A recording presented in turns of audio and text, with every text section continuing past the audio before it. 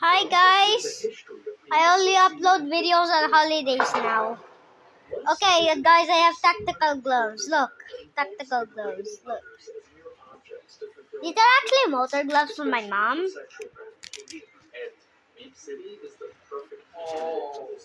Developed by Alex Neutron, Leap City is a game with a social hangout experience with features like mini games, role-play, parties. Leap City became one of the most successful games on the platform, becoming the first to surpass 1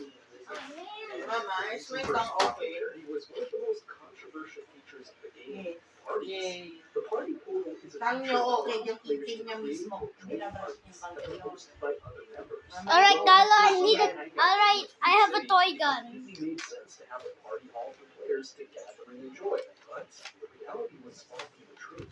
These parties were not the family-friendly events I expect.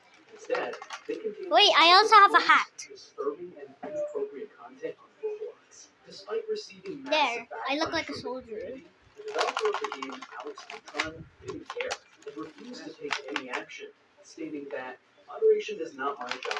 I make games, report them, and Roblox will take care of it. Slowly, the game turned into an online dating place with highly inappropriate things going on.